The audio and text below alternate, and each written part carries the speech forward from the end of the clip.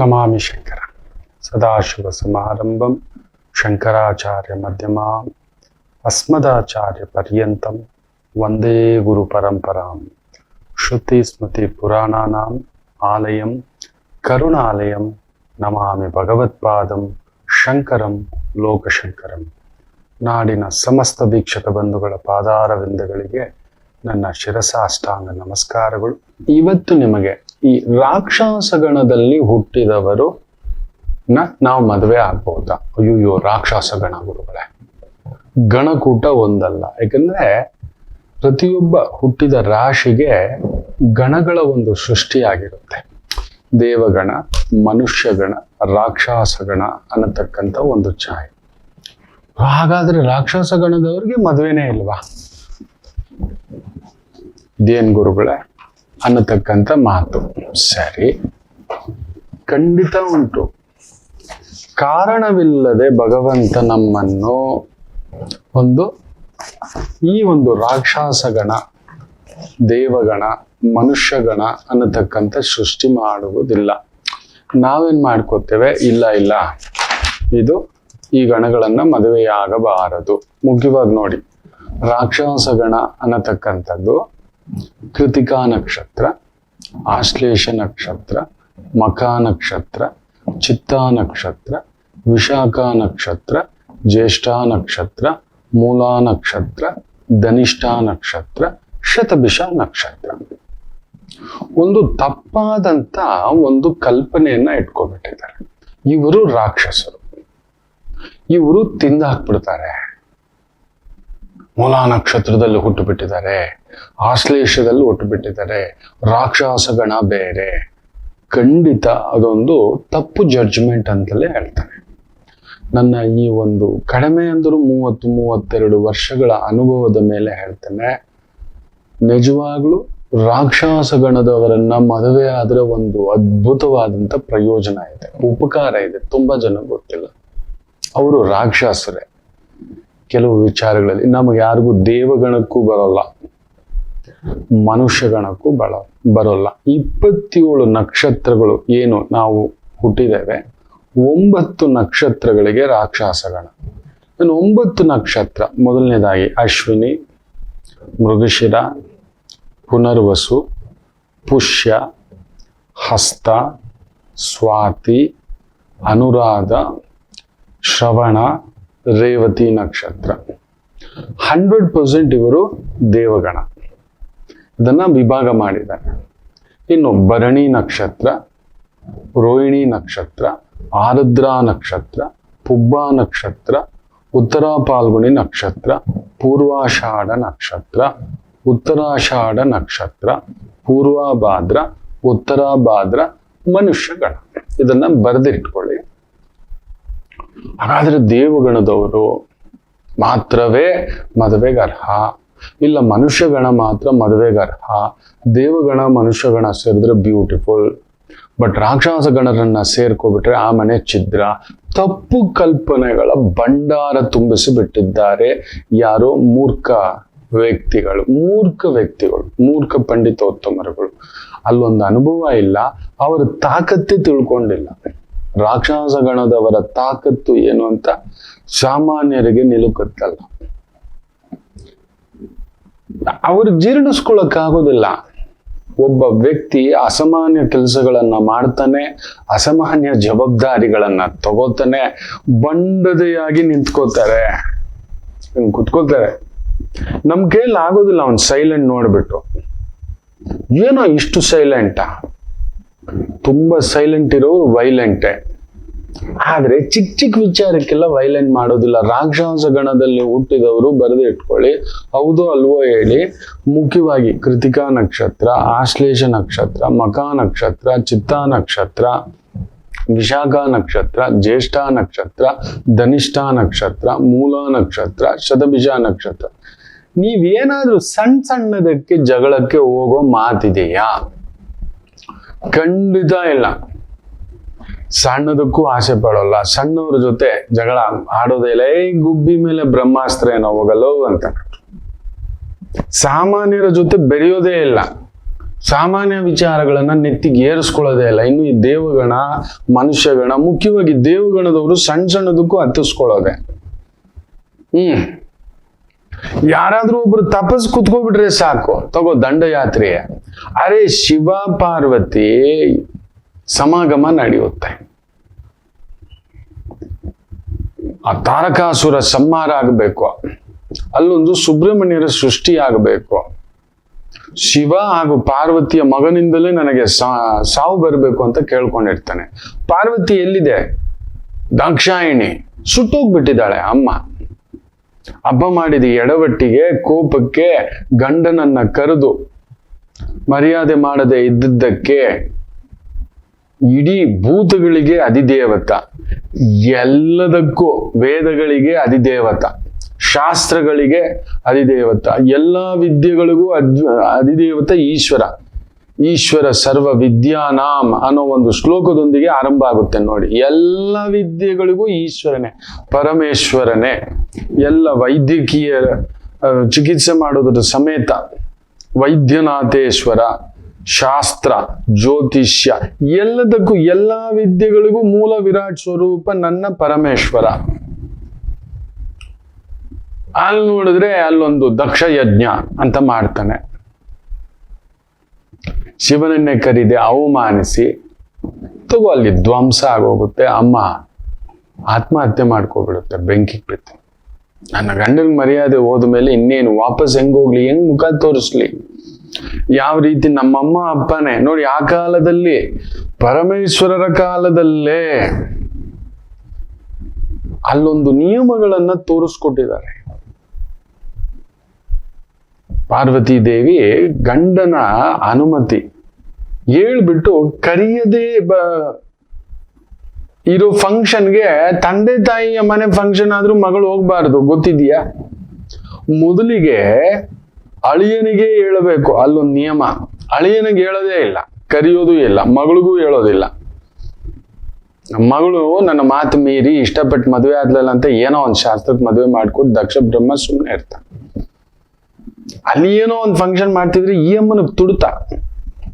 ಶಿವಯ್ಯ ಹೇಳ್ತಾನೆ, ಕೇಳಲ್ಲ, ನಮ್ಮಮ್ಮ ಹಂಗೆ, ನಮ್ಮಪ್ಪ ಹಿಂಗೆ ಅಂತ ಹೇಳ್ಬೇಕು. ಸೀದಾ ಆ ದಾಕ್ಷಾಯಿಣಿ ಎದ್ದು ಹೋಗೋದು. ಯೋಚನೆ ಮಾಡಿ ನೋಡಿ. ಸರಿ ಹೋಗೋದು ಹೋಗ್ತೀಯಾ, ನಿನ್ನ ಓಲೆ ಬಿಚ್ಚು ಕೊಟ್ಟು ಹೋಗಮ್ಮ ಅಂತ ಹೇಳ್ತಾನೆ. ಬಿಚ್ಚೋಲೆ ಗೌರಮ್ಮ. ಅದಕ್ಕೆ ಹೇಳೋದು, ಯಾವುದೇ ಸ್ತ್ರೀ ಕಿವಿಯಲ್ಲಿ ಓಲೆ ಇಲ್ಲ ಅಂತ ಹೇಳಿದ್ರೆ ಅದು ಅಪರ ಕಾರ್ಯ, ವೈದಿಕ ಅಲ್ಲ, ಅವೈದಿಕ ಕಾರ್ಯ ಅಂತ ಹೇಳ್ತಾರೆ. ಆಮೇಲೆ ಇನ್ನೊಂದಿದೆ, ಯಾವುದೇ ಒಂದು ಶುಭ ಕಾರ್ಯಗಳಿಗೆ ಗಂಡ ಮುಂದ್ಗಡೆ ಇರಬೇಕು, ಹೆಂಡತಿ ಹಿಂದ್ಗಡೆ ಬರಬೇಕು.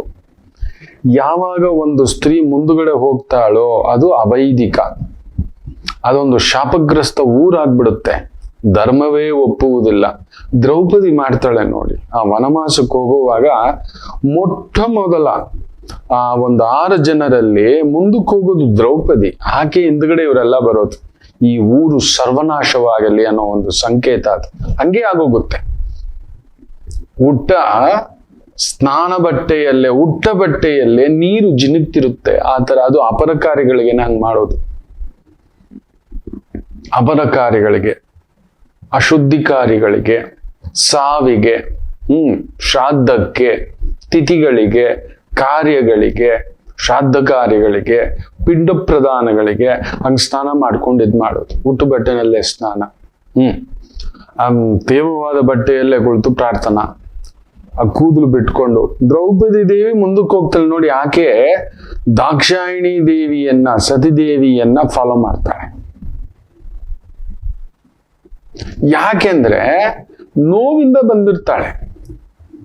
ಅದರ ಅರ್ಥ ಅಮ್ಮನಿಗೆ ಗೊತ್ತಿಲ್ಲದ ಧ್ವಂಸ ಆಗ್ಲೇಬೇಕು. ಅಲ್ಲಿ ಇಲ್ಲ ತಾಯಿ. ಅದನ್ನ ತಿಳ್ಕೊಂಡಂತ ಒಬ್ಬ ಅಸುರ ಶಿವ ಪಾರ್ವತಿ ಹೊಟ್ಟೆಯಿಂದ ಹುಟ್ಟಿದ ಮಗನಿಂದ ಸಾವು ಬರಬೇಕು ಅಂತ ಕೇಳ್ಕೊಂಡಿರ್ತಾನೆ. ಶಿವ ಪಾರ್ವತಿಯ ಮಗ ಅನ್ನತಕ್ಕಂಥದ್ದು ನೋಡಿ. ಶಿವ ಪಾರ್ವತಿ ಮತ್ತೆ ಆ ತಾಯಿ ಮರುಜನ್ಮ ಎತ್ತುತ್ತೆ. ಹಿಮವಂತನ ಪುತ್ರಿಯಾಗಿ, ಅಪರ್ಣಾದೇವಿಯಾಗಿ, ಶೈಲಪುತ್ರಿಯಾಗಿ ಹುಟ್ಟುತ್ತೆ. ಮದುವೆ ಆಗುತ್ತೆ. ಮದುವೆಯಾಗಿ ಆದ್ಮೇಲೆ ಅದೊಂದು ಕಾರ್ಯ ಇರುತ್ತಲ್ವಾ, ದೇವತೆಗಳಿಗೂ ಕೂಡ ಎಲ್ಲರಿಗೂ ಅಷ್ಟೇ ಸೃಷ್ಟಿ ಕಾರ್ಯ, ಮೊದಲ ಸೃಷ್ಟಿಕರ್ತ ಅಂತ ಹೇಳ್ತಾರೆ. ಅವರಿಬ್ಬರ ಸಮಾಗಮ ನಡೀತಿದ್ರೆ ದೇವತೆಗಳು ಸುಮ್ಮನೆ ಇರೋಲ್ಲ, ಕಂಪಿಸ್ತಾರೆ. ಇಂದ್ರಾದಿ ದೇವತೆಗಳು ಅಯ್ಯೋ ಏನಾಗುತ್ತೆ, ಇಷ್ಟು ವರ್ಷಗಳಿಂದ ಇಲ್ಲದ್ದು ಇಬ್ರು ಸೇರಿದ್ದಾರೆ ಅಂದ್ರೆ ಯಾವ ಭೂತ ಹುಟ್ಟುತ್ತೆ ಅಂತ ಬಂದು ಡಗ ಡಗ ಡಗ ಡಗ ಡಗ ಡಗ ಡಗ ಡಗ ಡಗ ಡಗ ಡಗ ಅಂತ ಶಬ್ದಗಳು ಮಾಡ್ಬಿಡ್ತಾರೆ. ಈ ದೇವತಾ ಗಣದವ್ರು ಹಿಂಗೆ, ನೀವು ಬೇಕಾದ್ರೆ ಗಮನಿಸ್ ನೋಡಿ. ಇಷ್ಟು ಹೋದ್ರೆ ಅಷ್ಟು ಏನಾಗ್ಬಿಡುತ್ತೋ, ಎತ್ತಾಗ್ಬಿಡುತ್ತೋ, ಆಗ ತಾನೇ ಸ್ರವಿಸಬೇಕು ತಾಯಿ ಗರ್ಭಕ್ಕೆ. ಪಾರ್ವತೀ ದೇವಿಯ ಗರ್ಭಕ್ಕೆ ತನ್ನ ರೇತಸ್ಸನ್ನ, ಶಿವರೇತಸ್ಸನ್ನ ಬಿಡಬೇಕು. ಎಲ್ಲಿ ಇವ್ರಿಡೋ ಸದ್ದಿಗೆ ಹಂಗೇ ಬಂದ್ಬಿಡ್ತಾನ ಪರಮಾತ್ಮ. ಆ ರೇತಸ್ಸು ಏನ್ ಮಾಡೋದು ಅಂತ ಗೊತ್ತಿಲ್ಲ, ಬಂದ್ಬಿಡುತ್ತೆ. ಗರ್ಭಕ್ಕೆ ಹೋಗೋದೇ ಇಲ್ಲ. ಏನ್ರೋ ಏನ್ ಮಾಡ್ತಿದ್ದೀರಿ ಅಂದ್ರೆ, ಇಲ್ಲ ಸ್ವಾಮಿ ಹಂಗೆ ಸ್ವಾಮಿ ಶಿವಯ್ಯ ಬೋಲಾ ಶಂಕರ. ಆ ಬೆಂಕಿಯನ್ನ ಅಗ್ನಿದೇವ ತಗೋತಾನೆ.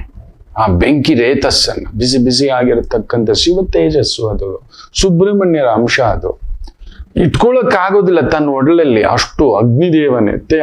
ಏನ್ ಮಾಡೋದು, ಎಲ್ಲಿಡೋದು ಅಂದ್ರೆ, ಭೂದೇವಿ ನಾನ್ ತಗೋತೀನಿ ಅಂತ, ನಾನ್ ನನ್ನ ಮಡ್ಲಲ್ಲಿ ಇಟ್ಕೋತೀನಿ ಕೊಡು ಅಂತ. ಸಾಧ್ಯವೇ ಇಲ್ಲ. ಇನ್ನೊಬ್ಬರ ಹೊಟ್ಟೆನಲ್ಲಿ, ಇನ್ನೊಬ್ಬರ ಮಡ್ಲಲ್ಲಿ ಯಾರ್ದೋ ಮಗು ಅನ್ನತಕ್ಕಂಥದ್ದು.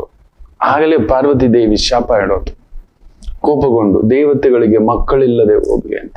ಸೊ ದೇವತಾ ಗಣದವ್ರು ಹಿಂಗೆ ಒಳ್ಳೇದು ಅಂತಾನೆ ಇರ್ತಾರೆ, ಬಟ್ ಒಂಚೂರು ಹೆಚ್ಚು ಕಮ್ಮಿ ಆಯ್ತು ಅಂದ್ರೆ ಗಾಬರಿ ಪಟ್ಬಿಡ್ತಾರೆ.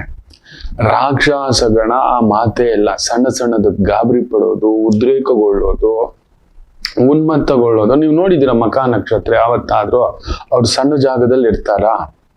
ಎಲ್ಲಿದ್ದರೂ ಫೀನಿಕ್ಸ್ ತರ ಎದ್ದೋಳೋ 2 ರಾಶಿಗಳಿದ್ದಾವೆ, 2 ನಕ್ಷತ್ರಗಳಿದ್ದಾವೆ. ಒಂದು ಮಖ ನಕ್ಷತ್ರ, ಇನ್ನೊಂದು ಶತಭಿಷ ನಕ್ಷತ್ರ. ನೀವು ಈ 2 ನಕ್ಷತ್ರವನ್ನ ನೀವು ಅಬ್ಸರ್ವ್ ಮಾಡಿ ನೋಡಿ, ಎಷ್ಟು ಮುಳುಗಿದ್ರು ಕೂಡ ಒಂದು ಚಾನ್ಸ್ ಸಿಗುತ್ತೆ ಎದ್ದೋಳೋಣ ಮತ್ತೆ ಅಂತಾನೆ. ರಾಕ್ಷಸಗಣ ಎಷ್ಟಾದರೂ ಎಲ್ಲಿದ್ದರೂ ರಾಕ್ಷಸಗಣ. ಮತ್ತೆ ನನ್ಗೆ ಇನ್ನೊಂದು ಚಾನ್ಸ್ ಸಿಕ್ಕಿದ್ರೆ ಅಟ್ಲೀಸ್ಟ್ ಸೆಕ್ಯೂರಿಟಿ ಮಾಡಿ ಇಟ್ಬಿಟ್ಟಿದ್ಯಾ ಭಗವಂತ, ಸೆಕ್ಯೂರಿಟಿ ಚೀಫ್ ಆಗೋದಿಲ್ವಾ ನಾನು ಅಂತಾರೆ. ಆ ತಾಕತ್ತು, ಸೋಲಿನಲ್ಲೂ ಗೆಲುವನ್ನ ಹುಡುಕತಕ್ಕಂತ ಒಂದು ತಾಕತ್ತು ಅಂದರೆ ರಾಕ್ಷಸಗಣವೇ. ಅದು ಸಹಿಸಲ್ಲ ಸಾಮಾನ್ಯರಿಗೆ. ಇವನು ಸಹಿಸ್ಕೊಳ್ಳೋದು ಈ ಹೆಣ್ಣುಮಗು ರಾಕ್ಷಸಗಣ. ನೀವು ನೋಡಿ ವಿಶಾಖ ನಕ್ಷತ್ರದ ಹೆಣ್ಣು ಮಗು ನೋಡಿ, ಸಾಮಾನ್ಯವಾಗಿ ರಾಕ್ಷಸಗಣವನ್ನ ಯಾವ ಮನೆಗೆ ಸೊಸೆಯಾಗಿ ತರಬೇಕು ಗೊತ್ತಾ? ತಪ್ಪು ತಿಳ್ಕೋಬೇಡಿ. ದೊಡ್ಡ ಮನೆ, ದೊಡ್ಡ ಕುಟುಂಬ, ದೊಡ್ಡ ಜವಾಬ್ದಾರಿ, ಅಧಿಕಾರ. ಮೂರ್ಖ ಗಂಡ, ಮೂರ್ಖ ಮಗ, ದಡ್ಡ ಮಗ, ನನ್ನಂತವನು, ವಿವೇಚನೆ ಇಲ್ಲದ ಮಗ. ನಿಜವೇ, ಕೆಲವು ಜವಾಬ್ದಾರಿಗಳು ನನ್ಗೆ ಈಗಲೂ ಗೊತ್ತಿಲ್ಲ, ಈಗಲೂ ಎಷ್ಟೋ ವಿಚಾರ ಗೊತ್ತಿಲ್ಲ ಕುಟುಂಬದ ವಿಚಾರದಲ್ಲಿ. ಅದನ್ನ ನಿಭಾಯಿಸ್ತಿರೋದು ನನ್ನ ಧರ್ಮ ಪತ್ನಿಯೇ ರಾಕ್ಷಸ ಗಣವೇ. ಹೇಳ್ತೀನಿ ನೋಡಿ, ನನ್ನ ಪತ್ನಿ ರಾಕ್ಷಸ ಗಣವೇ. ಮಾತಾಡೋದೇ ಇಲ್ಲ. ನೀವು ಗಮನಿಸಿ ನೋಡಿ, ಆಶ್ಲೇಷ ನಕ್ಷತ್ರ ಇರ್ಬೋದು, ಚಿತ್ತಾ ನಕ್ಷತ್ರ ಇರ್ಬೋದು, ಮೂಲ ನಕ್ಷತ್ರ ಇರ್ಬೋದು, where ever you are there you are heroines. ಹೀರೋಯಿನ್ಗೆ ಬಾಪ ಆಪ್, ಹೀರೋಗಳಿಗೆ ಹೀರೋ ನೀವು, ಜಟ್ಟಿಗಳು ನೀವು.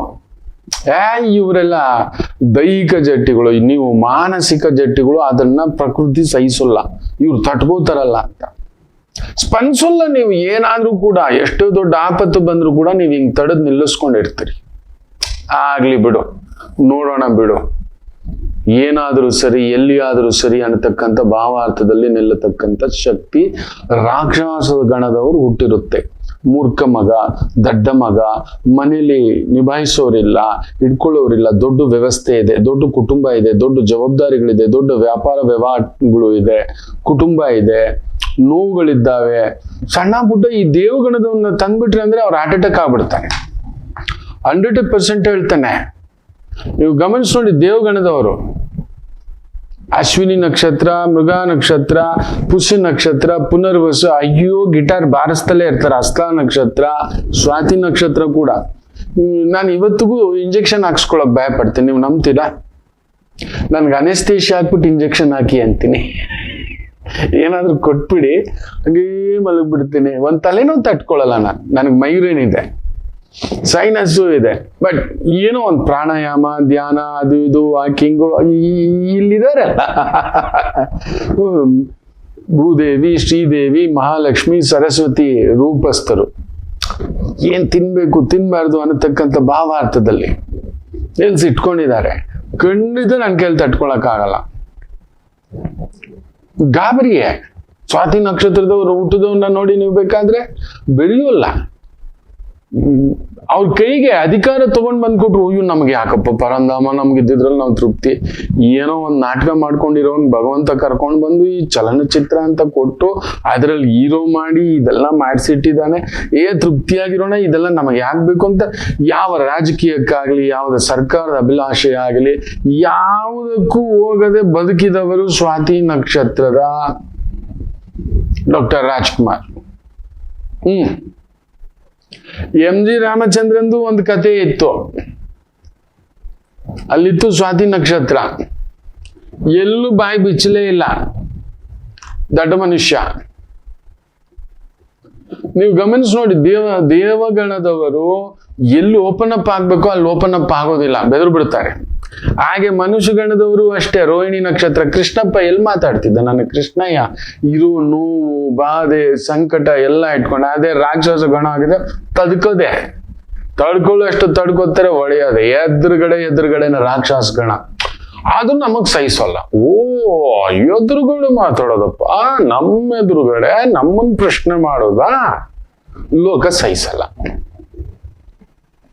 ಸಮಾಜ ಸಹಿಸಲ್ಲ. ಅದಕ್ಕೇನ್ ಮಾಡಿದ್ರು, ಹುಡುಕಿದ್ರು. ಇಷ್ಟು ದೊಡ್ಡ ಮನೆ ನಿಭಾಯಿಸ್ತಿದ್ದಾಳಲ್ಲ, ಇಷ್ಟು ದೊಡ್ಡ ಜವಾಬ್ದಾರಿ ನಿಭಾಯಿಸ್ತಿದ್ದಾನಲ್ಲ, ಅದ್ರಲ್ಲೂ ಹೆಣ್ಮಕ್ಳು ರಾಕ್ಷಸ ಗಣ ಹುಟ್ಬಿಟ್ಟು. ಅದ್ರಲ್ಲಿ ನೋಡಿ, ಮೂಲ ನಕ್ಷತ್ರ ಇದೆ, ಜ್ಯೇಷ್ಠ ನಕ್ಷತ್ರ ಇದೆ, ಆಶ್ಲೇಷ ನಕ್ಷತ್ರ ಇದೆ, ಚಿತ್ತ ನಕ್ಷತ್ರನೂ ಇದೆ. ನೀವೆಲ್ಲಿದ್ದರೂ ಮಹಾರಾಣಿಯರು. ಕರ್ಣ ರಾಕ್ಷಸ ಗಣವೇ. ಕರ್ಣ ರಾಕ್ಷಸ ಗಣದಲ್ಲೇ ಹುಟ್ಟಿರ್ತಕ್ಕಂಥದ್ದು. ಪಟ್ಟು ಹಿಡ್ಕೊಂಡು ನಿಂತ್ಕೊಂಡ್ಬಿಟ್ಟ, ಜರುಗಲಿಲ್ಲ. ಎಷ್ಟಾದ್ರೂ ಸರಿ. ದುರ್ಯೋಧನನು ರಾಕ್ಷಸ ಗಣನೆ. ಅದೇನಾದ್ರೂ ಸರಿ, ಸೋಲು ಗೆಲುವು ಆಮೇಲೆ, ನನ್ನ ಮಾತ್ಮೇಲೆ ನಾನು ನಿಂತ್ಕೋತೀನಿ ಅಂತಕ್ಕಂಥದ್ದು. ಬಲರಾಮರು ಅಷ್ಟೇ ರಾಕ್ಷಸ ಗಣವೇ. ಈ ಒಂದು ಪರಿಚಯಗಳು ಬಂದ್ಬಿಡ್ತವೆ. ರಾಕ್ಷಸ ಗಣವನ್ನ ಸಹಿಸ್ಕೊಳ್ಳಲ್ಲ ನಾವು ಅಷ್ಟೇ. ಅವ್ರು ತಟ್ಕೊಳ್ಳೋ ನೋವು ಬಾಧೆ ಸಂಕಟ, ಅವ್ರೇನಿದು ದೊಡ್ಡ ಆಸೆ, ದೊಡ್ಡದಕ್ಕೆ ಆಸೆ ಪಡ್ತಾರೆ. ಚಿಕ್ಕದಕ್ಕೆಲ್ಲ ಇದೇನೋ ಹೇಳ್ತಾರಲ್ಲ, ಒಂದ್ ಜೊತೆ ಓಲೆ, ಒಂದ್ ಜೊತೆ ಬಳೆ, ರಿಂಗು, ಅದೆಲ್ಲ ಇಲ್ಲ. 100 ಜನಕ್ಕೆ ಅನ್ನ ಹಾಕ್ತೀವ, 100 ಜನಕ್ಕೆ ಸಂಸ್ಥೆ ಕಟ್ತೀವ, 100 ಜನ ನಮ್ ಕೆಳಗಡೆ ಇರ್ತಾರ. ನಾನ್ ನೋಡಿದ್ದೇನೆ ಮಕ್ಳು. ಚಿತ್ತ ನಕ್ಷತ್ರ, ಮೂಲ ನಕ್ಷತ್ರ, ಅದಕ್ಕೆ ಅದೇ ದೀಪ್ಯಮಾನ. ತಾಯಿ ಲಕ್ಷ್ಮಿಯ ಪರಿಪೂರ್ಣ ಸರಸ್ವತಿ ಅನುಗ್ರಹ ಇರತಕ್ಕಂಥ ತಾಯಂದ್ರು ನೀವು. ಚಿತ್ತ ನಕ್ಷತ್ರ ಸಣ್ಣ ಪುಟ್ಟದಕ್ಕೆಲ್ಲ ಇದೆಲ್ಲ ಲೋಟವ್ವ. ಮಾರಂಗಿತ್ತು ಮಾರಂಗಿ ಹಾತಿಗೂ ಉಡಾಯಂಗೆ ಅನ್ನತಕ್ಕಂಥ ನಿಯಮ ಇರೋರು. ಹೌದು ಅಲ್ವೋ ಹೇಳಿ, ರಾಕ್ಷಸ ಗಂಡದಲ್ಲಿ ಹುಟ್ಟಿರೋರು. ಸಣ್ಣ ಪುಟ್ಟದಕ್ಕೆಲ್ಲ ತಲೆ ಕೆಡ್ಸ್ಕೊಂಡು ಆಸೆ ಪಟ್ಕೊಂಡು ಅದೆಲ್ಲ ಇಲ್ಲ. ಇವ್ರಿಗೆಲ್ಲ ಆಸೆಗಳಿರುತ್ತೆ, ತಗೊಳಕ್ಕೂ ತಾಕತ್ತಿರಲ್ಲ. ನೇರ ಹೇಳ್ತೇನೆ, ಮನುಷ್ಯಗಣ ಹಾಗೂ ದೇವಗಣ ಹೆಂಗೆ ಗೊತ್ತಾ, ಸಂಧಿಯಲ್ಲಿ ಸಮಾರಾಧನೆ ಕಷ್ಟ ಎಲ್ಲ ಪಡೋದು ರಾಕ್ಷಸ ಗಣ, ಕುಳಿತುಕೊಂಡು ತಿನ್ನೋದು ಇವರುಗಳು. ಇದು ನಡೀತಲ್ಲ. ಈ ಒಂದು ಸಮುದ್ರ ಮಂಥನ ಕಾಲದಲ್ಲಿ ತುಂಬಾ ಕೆಲಸ ಮಾಡಿದವರು ಯಾರು? ರಾಕ್ಷಸರೇ. ದೇವತೆಗಳ ಹತ್ರ ಎಲ್ಲಿತ್ತು? ದೇವತಾ ಗಣ ಮನುಷ್ಯ ಗಣಗಳ ಹತ್ರ ಎಲ್ಲಿತ್ತು? ಬಲಿ ಚಕ್ರವರ್ತಿ ಇವರೆಲ್ಲ ಬಂದಿದ್ರಲ್ವಾ, ಎಲ್ಲಿತ್ತು? ರಾಕ್ಷಸರುಗಳು ಮುಖ್ಯವಾಗಿ ನಿಂತ್ಕೊಂಡಿದ್ದಲ್ಲಿ 90% ಕೆಲಸ ಮಾಡಿದ್ದವರು ಬಂದದ ಅಮೃತ, ಕೌಸ್ತುಕ ಬಣಿ, ಆಮೇಲೆ ಸುರಭಿ, ಕಾಮಧೇನು, ಲಕ್ಷ್ಮೀದೇವಿ ಎಲ್ಲ. ಹೌದು, ರಾಕ್ಷಸ ಗಂಡರು. ನೀವು ನೋಡಿ, ನೀವು ಬೇಕಾದ್ರೆ ಸತ್ಯವೋ ಇಲ್ವೋ ಎಷ್ಟು ಜನ ಕಮೆಂಟ್ಸ್ ಮಾಡ್ತೀರಿ. ಹೌದು ಗುರುಗಳೇ, ನಮ್ಮನೆ ನಾವೇ ನೋಡ್ಕೊಳ್ಳೋದು, ನಮ್ಮ ಕುಟುಂಬ ನಾವೇ ನೋಡ್ಕೊಳ್ಳೋದು, ಜವಾಬ್ದಾರಿ ನಾವೇ ನೋಡ್ಕೊಳ್ಳೋದು, ಮಕ್ಕಳ ವಿಚಾರ, ಇಂಥ ವಿವೇಕವಿಲ್ಲದ ಗಂಡನ ವಿಚಾರ ಇಲ್ಲ ಅಂತ ಹೇಳಿಬಿಡಿ ನೋಡೋಣ. 100% ತಟ್ಕೊಳ್ಳೋ ತಾಕತ್ತು ಎಲ್ಲರಿಗೂ ಬರುವುದಿಲ್ಲ. ಅದೊಂದು ಬೀಭತ್ಸವೇ. ಆದ್ರಿಂದ ನೋಡ್ಲಿಕ್ಕಾಗದೆ ಇಂಥವ್ರ ಮನೆಗೆ ಬಂದ್ಬಿಟ್ರೆ, ಇವ್ರು ಪಟ್ಟಾಗಿ ಮಾಡ್ಬಿಟ್ರೆ, ಇವ್ರಿಗೆ ಸಿಕ್ಬಿಟ್ರೆ ಖಂಡಿತ ಅವ್ರು ತಗೊಳ್ಳೋದು ಇಲ್ಲ. ಈ ಸಣ್ಣ ಪುಟ್ಟದು 1 ಫ್ಲೋರ್ ಮನೆ, 1 ಕಾರು, ಇದೆಲ್ಲ ಇಲ್ಲ. ತಗೊಂಡ್ರೆ ಬೆಂಜ್ ಕಾರ್ ಇರ್ಬೇಕು, ಇದ್ರೆ ಒಂದು ಬಂಗಾರದ ಕಡಗ, ಅದ್ರಲ್ಲಿ ಒಂದು 4 ವಜ್ರ ಇರ್ಬೇಕು. ಅದು ಸಾಕು, ಮುಷ್ಟಿಯಷ್ಟು ವಜ್ರ ಇದ್ರೆ ಸಾಕು. ಮುಷ್ಟಿ ಅಷ್ಟು ವಜ್ರ, ನಿಮ್ಮಾಗೆ ಏನೋ ಒಂದು ರಿಂಗು, ಈ ಕೆಲವ್ರುಗಳು 5-5 ಉಂಗುರುಗಳು ಹಿಂಗೆ ಹಾಕೊಂಡು ಹಿಂಗೆ ಅಂತಿರ್ತಾರೆ ಬಂದಾಗೆಲ್ಲ. ಅಂತ ಕೆಲಸ ಈ ದೇವತಾ ಗಣ ಹಾಗೂ ಮನುಷ್ಯ ಗಣಗಳು ಮಾಡೋದು, ರಾಕ್ಷಸ ಗಣ ಮಾಡೋದೇ ಇಲ್ಲ. ನೀವು ನೋಡಿ, ಮೂಲ ನಕ್ಷತ್ರ ನೋಡಿ ಸಿಂಪಲ್ ಆಗಿರ್ತಾರೆ, ಚಿತ್ತಾ ನಕ್ಷತ್ರ ನೋಡಿ ಸಿಂಪಲ್ ಆಗಿರ್ತಾರೆ, ಆಶ್ಲೇಷ ನಕ್ಷತ್ರ ನೋಡಿ ಸಿಂಪಲ್ ಆಗಿರ್ತಾರೆ, ಕೃತಿಕಾ ನಕ್ಷತ್ರ ನೋಡಿ ಸಿಂಪಲ್ ಆಗಿರ್ತಾರೆ. ನಾನಿರೋದೇ ಹೀಗೆ, ಇಷ್ಟ ಇದ್ರೆ ಒಪ್ಕೋ, ಇಲ್ಲ ಅಂದ್ರೆ ಹೋಗೋ. ಇದನ್ ರಾಕ್ಷಸ ಗಣ, ಅದು ನಮ್ಗೆ ಸಹಿಸಂಗ ಆಗೋದಿಲ್ಲ. ನೋಡ್ತಾ ಅಲಂಕಾರ, ಅರೆ ನಾನು ಇರೋದೇ ಹಿಂಗೆ, ಏನ್ ಮೇಕಪ್ ಏನಕ್ಕೆ ಬೇಕು ಅಂತ ಒಪ್ಕೊಳಾಗಿದ್ರೆ ಹಿಂಗೆ ಒಪ್ಕೋ. ನಾನು ತಿನ್ನೋದು ಹಿಂಗೆ, ನನ್ ಮಲ್ಗೋದು ಹಿಂಗೆ, ನನ್ ಕೆಲಸ ಮಾಡೋದು ಹೀಗೆ. ಒಂದು ದೀಕ್ಷೆ ತಗೋಬಿಟ್ರೆ ಅವ್ರು ಜರಗೋಲ್ಲ, ಅಳ್ತಾ ಕೂತ್ಕೊಳ್ಳಲ್ಲ. ಅಯ್ಯೋ, ನೀವ್ ಬೇಕಾದ್ರೆ ನೋಡಿ, ರಾಕ್ಷಸ ಗಣದಲ್ಲಿ ಹುಟ್ಟಿರ್ತಕ್ಕಂಥ ಯಾವುದೇ ಸ್ತ್ರೀ ಆತ್ಮಹತ್ಯೆ ಪ್ರಯತ್ನ ಮಾಡಲ್ಲ. ಅವ್ರಿಗೆ ಆಯಸ್ಸು ಜಾಸ್ತಿ, ಅದನ್ನು ಕೂಡ ಸಹಿಸಕ್ಕಾಗಲ್ಲ. ದೇವ್ರು ಕೊಟ್ಟಿರೋ ವರ ಏನ್ ಮಾತ್ರ, ರಾಕ್ಷಸ ಗಣಕ್ಕೆ 80 ಮಿನಿಮಮ್ 80 ವರ್ಷ ಆಯಸ್ಸು ಆ ಸ್ತ್ರೀಯರಿಗೆ. ಆಶ್ಲೇಷ ನಕ್ಷತ್ರ, ಮೂಲ ನಕ್ಷತ್ರ, ಚಿತ್ತಾ ನಕ್ಷತ್ರ, ಕೃತಿಕಾ ನಕ್ಷತ್ರ. ಅಯ್ಯೋ ಅನ್ಬೇಡಿ, ನೀವು ಮೊಮ್ಮಕ್ಕಳು ಮದುವೆ ಮಾಡಿ ಮರಿ ಮೊಮ್ಮಕ್ಕಳನ್ನ ಎತ್ತಾಡಿಸ್ತೀವಿ. ಆ ತಾಕತ್ತು 80 ಆಗಿದ್ರು ಇನ್ನು 40 ತರ ತಾಕತ್ತು ಕೊಟ್ಟಿರ್ತಾರೆ, ನಿಭಾಯಿಸೋ ತಾಕತ್ತು. ಕಣ್ಣೀರು ಎಲ್ರಿಗೂ ಬರುತ್ತೆ, ನೀವು ಅದನ್ನ ತೋರ್ಸಲ್ಲ, ಸುಮ್ನೆ ಹಿಂಗ ಅಂದ್ಕೊಂಡು ಹೋಗ್ತಾ ಇರ್ತೀವಿ. ಅದು ಸಹಿಸಲ್ಲ. ಎಲ್ರ ತರ ನಾಟಕ ಆಡ್ಬೇಕಲ್ಲ, ನೀವು ನಾಟಕ ಆಡಲ್ಲ ರಾಕ್ಷಸಗಣ. ಅಯ್ಯೋಯ್ಯೋ ನಮ್ಮವನ ಹೋಗ್ಬಿಟ್ಟ, ಅಯ್ಯೋ ಓದ ಬಿಟ್ರಿ. ಎತ್ತೋ ನಮ್ಮ ಅಜ್ಜಿ ರಾಕ್ಷಸಗಣ, ನೀವು ನಂಬಲ್ಲ. ನಮ್ಮ ಅಜ್ಜ 1-2-3 ಬಾರಿ ಸೀರಿಯಸ್ಸು ಓದ್ವಿ. ಹೋದ್ರೆ ಏನಪ್ಪಾ ಬರ್ತೀರಾ, 2 ದಿನ ಇರ್ತೀರಾ, ಈ ವಯ್ಯ ಹೋಗೋ ಒಂದ್ ಕಾಣೆ ಬರೋದು, ನಿಮ್ ಕೆಲಸ ಕಾರ್ಯಗಳೆಲ್ಲ ಕೆಡಿಸ್ಕೊಂಡು ದೂರದಿಂದ ಬರ್ತೀರಿ, ಇಲ್ಲಿ ತುಣುಕ್ಲಾಡ್ತಿದ್ದೀರಿ. ಒಂದ್ ಕೆಲ್ಸ ಮಾಡ್ರೋ, ನೀವು ಊರ್ಗ್ ಹೋಗಿ ಸೇರ್ಕೊಳ್ರಿ. ಹಂಗ ಹೋಯ್ತು ಅಂದ್ರೆ ನಾನು ಹೇಳಿ ಕಳಿಸ್ತೀನಿ, ಹೋದ್ಮೇಲೆ ಬನ್ನಿ. ಜೀವ ಸೀರಿಯಸ್ ಆಗಿದೆ ಅಂತ ನಮ್ಗೆ ಮೆಸೇಜ್ ಬರೋದು, ನಾವ್ ಎದ್ದು ಬಿದ್ದು ಗಾಡಿ ತಗೊಂಡು ಓಡೋದು. ತಮಾಷೆ, ನೀವು ನಂಬಲ್ಲ, ತಮಾಷೆ ಎಲ್ಲ ಸೀರಿಯಸ್ ಆಗಿ ಹೇಳ್ತೀನಿ. ನಮ್ಮ ಅಜ್ಜ ತೀರಿದ್ದಾರೆ ಸೀರಿಯಸ್ ಆಗಿ. ಎಲ್ರೂ ಹೋಗೋದೇ ಕೊಣ, ಯಾಕ್ರು ಹತ್ತು ಹಿಂಗೆ ಇದ್ ಮಾಡ್ಕೋತೀರಾ. ಆಗೋ ಕಾರ್ಯ ನೋಡ್ರೋ, ಕಟ್ರೋ, ಅರಿಶಿನ ಹಚ್ಚಿರೋ, ಕುಂಕುಮ ಹಚ್ಚಿರೋ, ಅದೇನೇನು ಹೂವು ಇಡೋದು ಶಾಸ್ತ್ರಗಳಿದ ಮಾಡ್ರೋ. ಅಜ್ಜಿ ಹೇಳಿದ್ದು ಶಿವ. ಇದು ರಾಕ್ಷಸಗಣ ಆಗ್ಬೇಕಾಗಿರದೆ. ಬರೋರ್ಗೆ ಏನೇನ್ ಮಾಡ್ಬೇಕು ಅಲ್ಲಿ ನೋಡ್ರ, ಆ ಕಾಫಿಗಳು ನೋಡ್ರ, ತಿಂಡಿಗಳು ನೋಡ್ರ. ಕಾರ್ಯಕ್ಕೂ ಅಷ್ಟೇ ಎಷ್ಟು ಚೆನ್ನಾಗಿ ಕೂತಿತ್ತು ಅಂದ್ರೆ, ಪ್ರಮಾಣವಾಗಿ ಹೇಳ್ತಾನೆ, ನಮ್ಮ ಅಜ್ಜಿಗೆ 2ನೇ ಮೆಟ್ಲು ನಮ್ಮವ್ವ. ಎತ್ರೋ ಬಂಡಿ ಅನ್ನೋದು ಹಂಗೆ ಹೇಳಿತ್ತು. ತನ್ನ ಸಾವಾಗ ಮೊದ್ಲೇ ಹೇಳಿತ್ತು, ಯಾರು ಬರ್ಬೇಕು ಬರಬಾರ್ದು, ಯಾರನ್ನ ಕರಿಬಾರ್ದು ಅಂತ ಒಂದು ಮುಖ್ಯವಾಗಿ 4 ಜನರ ಹೆಸರು ಹೇಳಿತ್ತು ಅಪ್ಪ. ಹೆಸರು ಕೂಡ ಹೇಳಲಿಲ್ಲ. ನಮ್ಮ ಮನೇಲಿ ಗೋಡೆ ಮೇಲೆ ಫೋಟೋ ಇಟ್ಟಿಲ್ಲ ನೋಡು, ಅವ್ರನ್ನ ಕರಿಬಾರ್ದು ಅಂದ್ಬಿಟ್ಟಿತ್ತು. ಹಿಂಗೆ ಫೋಟೋವೂ ಇಡದ ಕೆಲವು ವ್ಯಕ್ತಿಗಳಿದ್ದಾರೆ, ಬದುಕಿದ್ರೇನೆ ಯಾವ ಆಲ್ಬಮ್ ಅಲ್ಲೂ ಇಲ್ಲ. ಅದು ನಮ್ಮ ಅವ್ವ 2ನೇ ಸೊಸೆ. ನಮ್ಮ ಅಜ್ಜಿನ ಒಪ್ಕೊಬಿಟ್ಟಿತ್ತು ರಾಕ್ಷಸ ಗಣ. ಅವ್ವ ಧನಿಷ್ಠ ಅಲ್ವಾ, ಎಷ್ಟಾದ್ರೂ ನಮ್ಮ ರತ್ನವ್ವ. ನಮ್ಮಮ್ಮ ಧನಿಷ್ಠ ಆಗತ್ತೆ, ನಮ್ಮಪ್ಪ ಮೆತುವೆ ಅನುರಾಧ ನಕ್ಷತ್ರ. ಶಿವ ಅಪ್ಪ ಇರೋ ಅಷ್ಟು ದಿನಾನು ಹೇಳ್ತಿತ್ತು, ನಿಮ್ಮ ಅವ್ವ ಕಣ ಅಂತ. ಆದ್ರಿಂದ ರಾಕ್ಷಸ ಗಣದವನ್ನ ಮದುವೆ ಆಗ್ಬೇಕು ಅಂದ್ರೆ ಪುಣ್ಯ ಮಾಡಿರ್ತೀರಿ. ನಿಮ್ ಮಗನಲ್ಲಿ ತಾಕತ್ತಿಲ್ಲ, ನಿಮ್ ಮಗನ್ಗೆ ಜವಾಬ್ದಾರಿ ನಿಭಾಯಿಸಕ್ಕಾಗೋದಿಲ್ಲ, ಪುಕ್ಲ, ಏನು ಮಾಡೋಲ್ಲ, ಮನೆದ್ ನೋಡಲ್ಲ, ಕುಟುಂಬದ ನೋಡಲ್ಲ, ಆಮೇಲೆ ಮನೇಲಿ ಈ ಕೋರ್ಟ್ ಸಮಸ್ಯೆಗಳಿದೆ, ಆಮೇಲೆ ಪ್ರಾಪರ್ಟಿ ವ್ಯಾಜ್ಯಗಳಿದೆ, ನಿಭಾಯಿಸೋದು ಹೇಗೆ ಗೊತ್ತಿಲ್ಲ ಅನ್ನೋದಾದ್ರೆ ಸತ್ಯವಾಗ್ಲೂ ಹೇಳ್ತಾನೆ, ರಾಕ್ಷಸ ಗಣದ ಅಳಿಯ ಇಲ್ಲ ರಾಕ್ಷಸ ಗಣದ ಸೊಸೆನ್ ತನ್ನಿ ಚಾಲೆಂಜ್ ಮಾಡ್ತಾನೆ. ಅವ್ರು ನಿಂತ್ಕೋತಾರೆ, ಮತ್ತೆ ಕುತ್ಕೊಳ್ಳಿ, ನೀವು ಕುತ್ಕೊಳ್ಳಿ, ನಾನು ನೋಡ್ಕೋತೀನಿ ಅಂತ ಅವ್ರ ಮುಂದೆ ನಿಲ್ತಾರೆ. ಎಲ್ಲಿಗೂ ಸರಿಯೇ, ಯಾವುದಕ್ಕೂ ಸರಿಯೇ. ಹಾಗಂತ ಮೋಸ ಮಾಡಿ ಅಂತ ಅವ್ರ ಜೀವಮಾನದಲ್ಲಿ ಬದುಕೋಲ್ಲ.